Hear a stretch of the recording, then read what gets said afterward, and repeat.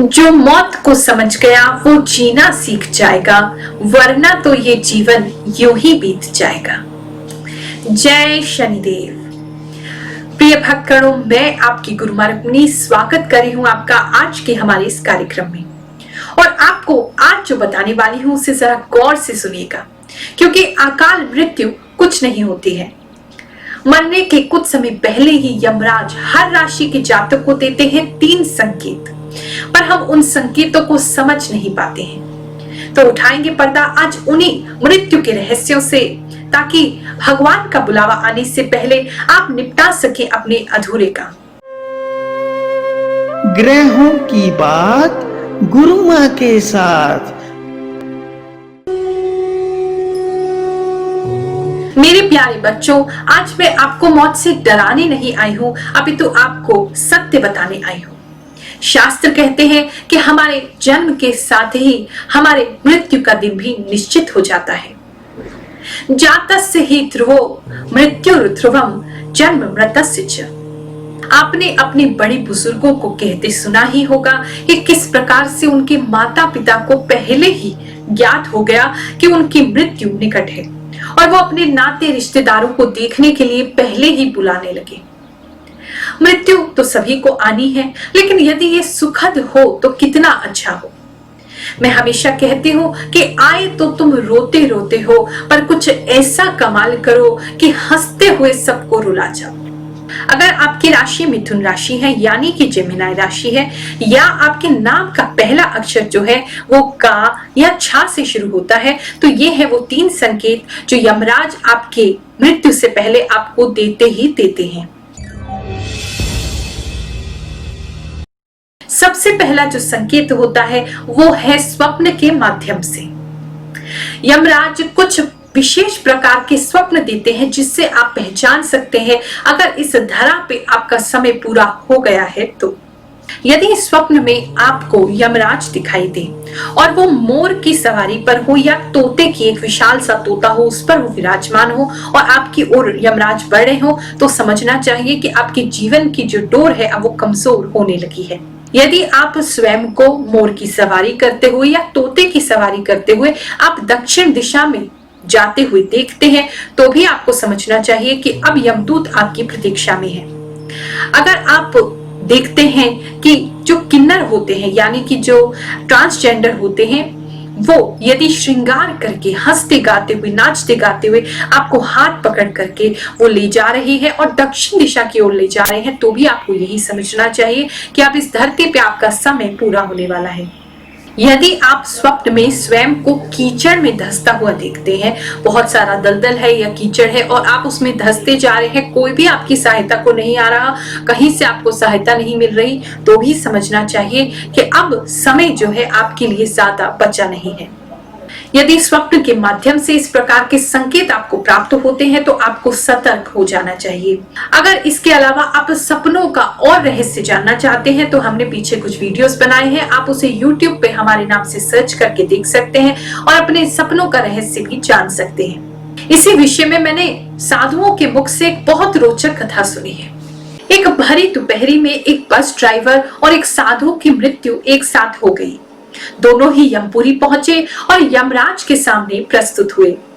यमराज ने साधु को स्वर्ग की सेवा का दंड दिया और बस ड्राइवर को स्वर्ग का भोग और स्वर्ग की सारी फैसिलिटीज दे दी। जैसे आपको विश्वास नहीं हो रहा, वैसे ही साधु को भी नहीं हुआ। उन्होंने यमराज से कहा, हे यमदेव, लगता है आपसे कोई भूल हो गई है। मैंने अपना पूरा जीवन तपस्या में लगाया, लोगों को प्रवचन सुनाने में लगाया, पर आप मुझे केवल स्वर्ग का सेवादार बना रहे हैं, दास बना रहे हैं, और इस अधर्मी को आप स्वर्ग का सुख दे रहे हैं। यमराज बोले, हे साधु, अभी आपकी साधना अधूरी है।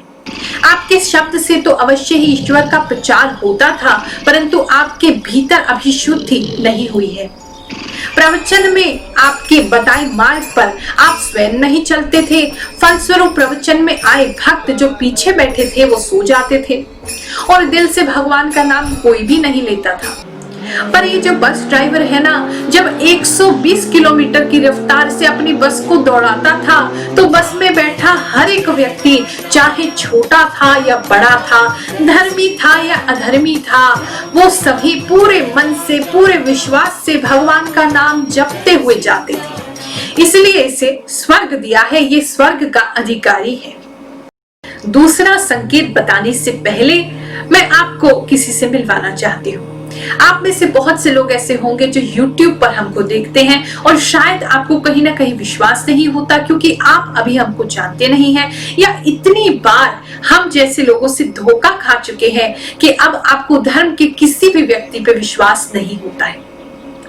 ऐसे ही एक भक्त बहरीन में रहती हैं। उन्होंने बताया किस प्रकार से उन्हें पहले विश्वास नहीं हुआ और फिर कैसे उन्होंने अपने जीवन में चमत्कार देखे। चलिए उनसे मुलाकात करते हैं। गुरुजी और गुरु माँ को मेरा सादर चरण स्पर्श। और मेरा नाम नीलम है, मैं नीलम बहरीन से बात कर रही हूँ। गुरुजी से बात हुई थी मेरी, एंड गुरुजी मैं इतना ही कहूँगी, you are the best. And आपसे बात करके बहुत अच्छा लगा, जैसे लगा कि सही जगह है और सारे समस्याओं का समाधान यहीं पे मिल सकता है। और मुझे बहुत इच्छा है कि मैं आप लोगों के पास आके आप लोगों का दर्शन करूं, तो वो भी इच्छा पूरी हो जाएगी, मेरा विश्वास है। और गुरु माँ से भी मैं माफ़ी मांगना चाहूँगी, क्योंकि पहले मुझे लगा कि ऐसे ही है ये वीडियोस भी जैसे और बहुत सारे यूट्यूब पे होते हैं। एंड मैं और एक बात कहना चाहूँगी कि thanks to YouTube channel also, because of this platform only I just find out Guruji and Guru माँ।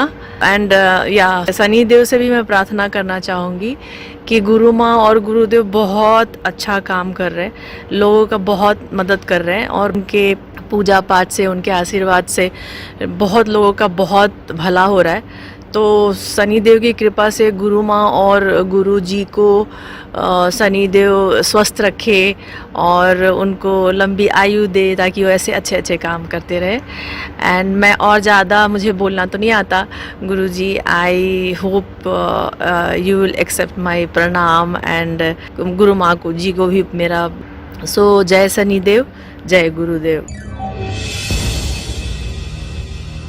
चलिए बात करते हैं हम दूसरे संकेत की। यमराज जो आपकी राशि में दूसरा संकेत देते हैं वो है शारीरिक परिवर्तन। मृत्यु के कुछ समय पहले ही हमारा शरीर जो है वो उल्टी दिशा में कार्य करने लगता है, बदलने लगता है। पर सबसे पहले बताना चाहूंगी कि यमराज ही ऐसे संकेत आपको क्यों देते हैं, क्योंकि यमराज जो है वो हिंदू धर्म के अनुसार मृत्यु की देवता कहे जाते हैं। इनके पिता जो है वो सूर्य है, माता इनकी संज्ञा है, शनिदेव इनके भाई और यमुना इनकी बहन है। दिवाली के एक दिन पहले यमदीप के द्वारा या दूसरे पर्वों पर भी यमराज की आराधना की जाती है। गरुड़ पुराण के अनुसार मृत्यु के बाद जीवात्मा शरीर से निकलकर अंगूठे जितना बड़ा सूक्ष्म शरीर धारण करता है, जिससे पाप करने वाले याम्य मार्ग से दुख और यातनाएं भोगते हुए यमराज के पास पहुंचते हैं और धार्मिक जन प्रसन्नता से सुख भोगते हुए यमराज के सामने प्रस्तुत होते हैं। और मरने से पहले हमेशा ही यमराज हमें संकेत देते हैं। तो दूसरा संकेत जो है वो है शारीरिक बदलाव, यानी हमारे शरीर में विचित्र प्रकार के परिवर्तन होने लगते हैं। चलिए जानते हैं कौन से हैं वो परिवर्तन जिसे देख करके आपको सतर्क हो जाना चाहिए। जब हमारा शरीर बूढ़ा हो जाता है, जर्जर हो जाता है, बिल्कुल ही काम करना बंद कर देता है, तो व्यक्ति को स्वतः ही समझ लेना चाहिए कि अब इस शरीर को बदलने का समय आ गया है। अगर किसी व्यक्ति की इंद्रियां उसका साथ छोड़ने लगे, शिथिल हो जाए, यानी देखने, सुनने, समझने, महसूस करने की शक्तियां बहुत कम हो जाए, तो समझ लेना चाहिए कि काल अब निकट ही खड़ा है। अगर किसी व्यक्ति के पूरे शरीर में फोड़े हो जाते हैं, उसमें पस पड़ जाती है, या उसके शरीर का खून बिल्कुल सूख जाता है, उसका शरीर पीला या सफेद हो जाता है, तो भी ऐसे व्यक्ति को समझना चाहिए कि अब इस धरती पे समय ज्यादा नहीं बचा है। अगर किसी व्यक्ति के शरीर में से अजीब सी दुर्गंध आने लगे और नहाने के बाद, साबुन लगाने के बाद, परफ्यूम लगाने के बाद किसी भी प्रकार से वो दुर्गंध ना जाए और कई दिनों तक बनी रहे, तो समझना चाहिए कि कुछ समय बाद उसकी मृत्यु निश्चित है। शास्त्र ये भी कहते हैं कि अगर कोई व्यक्ति अपने नाक का अग्रभाग देखने में असमर्थ हो जाए, यानी उसकी जो गर्दन है वो इतनी अकड़ जाए कि वो अपनी नाक को ही ना देख सके, तो भी समझना चाहिए कि मृत्यु निकट है। लेकिन हम उन लोगों की बात नहीं कर रहे हैं जिनको सर्वाइकल की कोई प्रॉब्लम हो।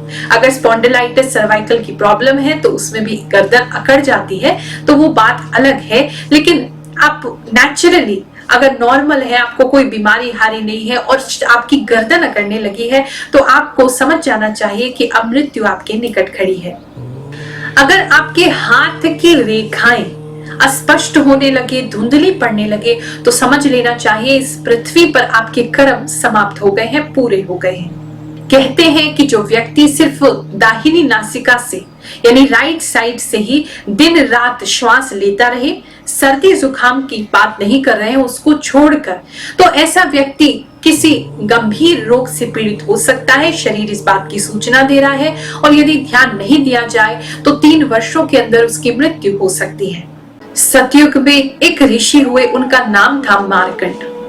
वो शिव भगवान के बहुत बड़े भक्त थे, लेकिन उनके जीवन में एक दुख था कि वो संतानहीन थे। उनके यहाँ किसी भी संतान की अब तक कोई प्राप्ति नहीं हुई थी। तो उन्होंने सोचा कि क्यों नहीं भगवान शंकर से मैं प्रार्थना करूं। वो इस संसार में कुछ भी बदल सकते हैं, कोई भी परिवर्तन ला सकते हैं, तो क्यों ना मैं उन्हीं की तपस्या करूं। उन्होंने भगवान शंकर की आराधना प्रारंभ करी अपनी पत्नी सहित, और भगवान शंकर ने उनकी घोर तपस्या से प्रसन्न होकर ऋषि मार्कंड को आशीर्वाद दिया। और भोलेनाथ बोले कि हे ऋषि मार्कंड, मैं विधि का विधान तो बदल रहा हूँ, तुम्हें पुत्र की प्राप्ति भी होगी, परंतु ये जो पुत्र है ये तुम्हारे हर्ष का भी कारण होगा और तुम्हारे विषाद का भी कारण होगा। भगवान शिव के वरदान से ऋषि मार्कंड को और उनकी पत्नी को एक पुत्र हुआ और ऋषि मार्कंड ने उनका नाम मार्कंडे रखा। ज्योतिषों ने ऋषि मार्कंड को पहले ही बता दिया कि आपका जो पुत्र है मार्कंडे, ये अल्पायु है, इसकी उम्र 12 वर्ष से अधिक नहीं होगी। और यही कारण था कि अब ऋषि मार्कंड, उनका हर्ष विषाद में बदल गया। ऋषिवर ने अपनी पत्नी को ये दुखी समाचार सुनाया। तब उनकी पत्नी ने उनसे कहा कि जिस ईश्वर ने हमें संतान की कृपा की है, क्यों ना उसी भोलेनाथ से हम प्रार्थना करें, वही मेरे बालक की रक्षा करेंगे। ऋषि मार्कंड ने अपने पुत्र को बचपन से ही शिव मंत्र से दीक्षित किया। उनकी माता हमेशा उनके लिए चिंतित रहती थी और एक दिन माता ने अपने पुत्र मार्कंड को उनके अल्पायु होने की बात बता दी। मार्कंड ऋषि ने जब देखा कि उनके माता पिता इतने दुखी हैं, तो उस बालक ने शिव जी की आराधना के लिए महामृत्युंजय मंत्र की रचना की और शिव मंदिर में बैठ के उसका अखंड जाप करना प्रारंभ किया। मार्कंड के समय पूरा होने पर वहां यमदूत आए। यमदूतों ने जब देखा कि बालक महाकाल की आराधना में लीन है, तो वह प्रतीक्षा करने लगे। लेकिन बहुत देर प्रतीक्षा करने के बाद भी जब मार्कंड ने अपनी आंखें नहीं खोली, तो यमदूतों ने उनको छूने का साहस नहीं किया और वो वापस लौट गए।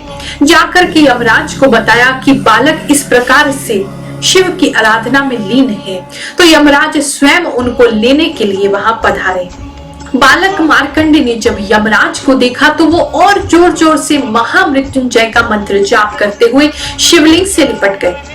यमराज ने बालक मार्कंडे को शिवलिंग से खींचकर अलग करने की चेष्टा की और वहां एक भयंकर स्वर हुआ। पूरा मंदिर कांप उठा।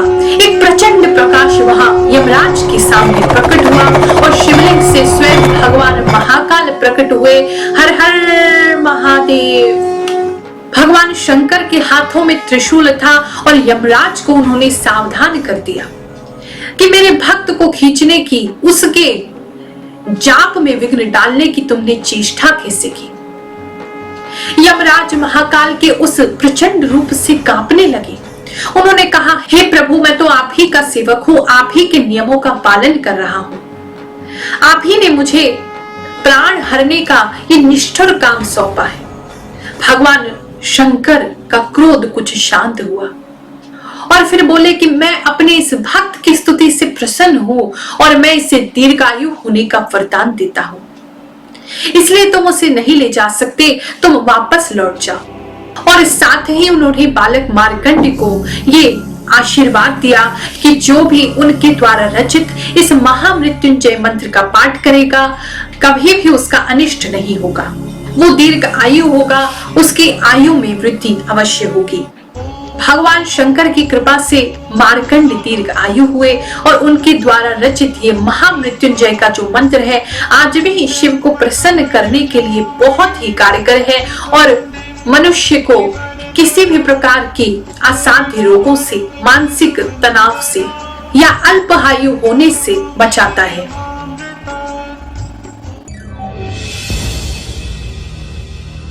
अब बात करते हैं हम तीसरे संकेत की, जो कि है आभास। यमराज मृत्यु से पहले आपको आभास अवश्य कराते हैं। जिन लोगों की कुंडलिनी जागृत है या वो आध्यात्मिक रूप से बहुत ईश्वर से जुड़े हुए हैं, तो उन्हें सभी लोगों को स्वयं भीतर से आभास होने लगता है कि अब उनका जो समय है इस पृथ्वी पर पूरा हो गया है। दूसरा संकेत जो आभास का होता है वो है मिथुन राशि वालों को, यदि आप बाहर निकलते हैं घर से और अचानक से कोई तोता या मोर आपके आसपास आए और आप पर चोंच मारने लगे, आक्रामक से हो जाए, आपको देख के चीखने चिल्लाने लगे, शोर मचाने लगे, तो भी समझना चाहिए कि वो आपको संकेत दे रहे हैं कि अब यमराज आपकी प्रतीक्षा कर रहे हैं। इसके अलावा यदि दिन रात में आपको कभी महसूस होने लगे, डर लगने लगे जैसे कोई आसपास है या आपके आसपास कोई साया इत्यादि है, या आपके मृत जन आपको दिखाई देने लगे, आपको महसूस होने लगे, तो समझ लेना चाहिए वो आपको अपने साथ ले जाने के लिए अब आए हैं। मार्कंड पुराण के हिसाब से जो मांसाहारी पक्षी होते हैं जैसे कौवा, गिद्ध इत्यादि, अगर वो व्यक्ति के सर पे बैठे और चोंच मारने लगे तो ऐसे व्यक्ति को समझना चाहिए कि अब यमदूत उसे बुलाने के लिए आने वाले हैं। अगर आपको ऐसा महसूस हो जैसे आपका शरीर इतना हल्का हो गया है कि हवा जो है अंगों को पार करके अंदर आ रही है, तो भी व्यक्ति को समझना चाहिए, आभास कर लेना चाहिए कि अब उसके जाने का समय पास है। अगर स्नान करने के बाद किसी व्यक्ति के सीने पर या पैर पर तुरंत पानी सूख जाए, ऐसा लगे जैसे मानो पानी डला ही नहीं था, तो आपको समझ लेना चाहिए कि यमराज का बुलावा आपको आ गया है।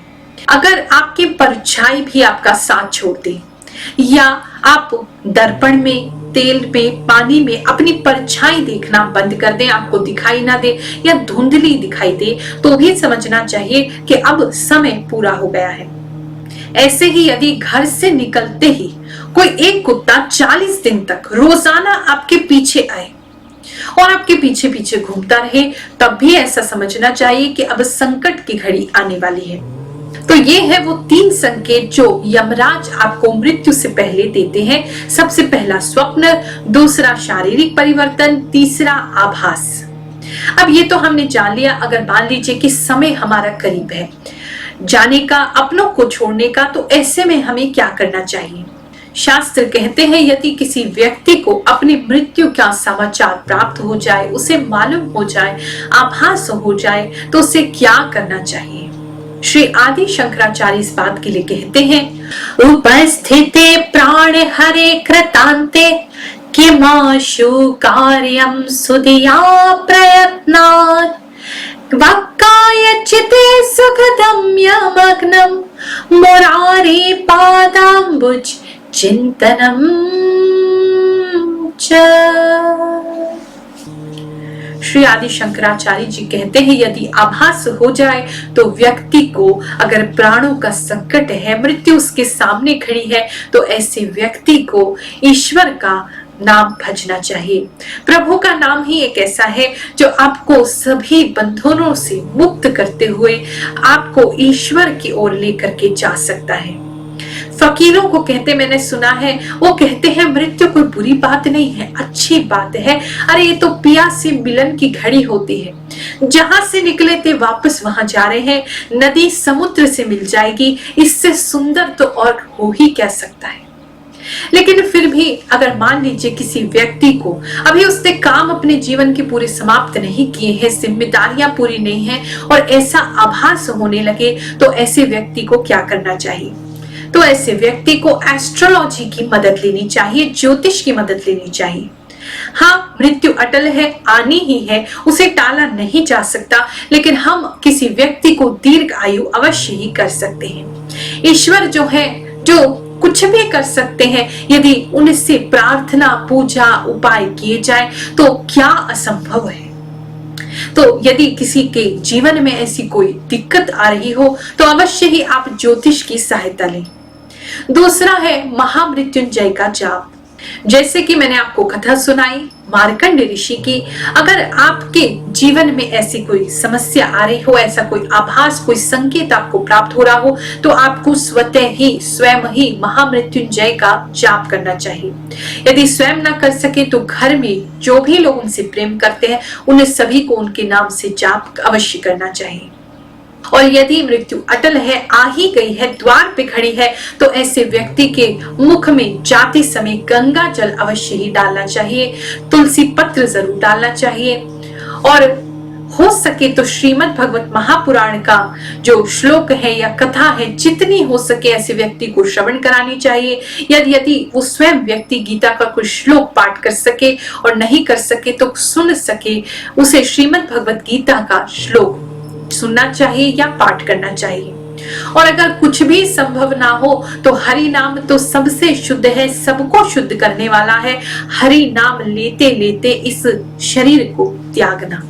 चलिए, इस वीडियो को समाप्त करने का अब समय आ गया है। अगर इंफॉर्मेशन अच्छी लगी हो तो इसे लाइक करिएगा। जय शनिदेव नीचे कमेंट में लिखना मत भूलिएगा और अपने दोस्तों रिश्तेदारों के साथ इस वीडियो को अवश्य शेयर कीजिएगा। हमारा चैनल सब्सक्राइब कीजिए और इसी प्रकार से हमारी वीडियोस को अपना प्यार देते रहिए। आप सभी को आशीर्वाद देती हूँ, दीर्घायु भव। जय शनिदेव। हमारे द्वारा बनाई गई और वीडियोस को यहाँ पर क्लिक करके आप देखते रहिए।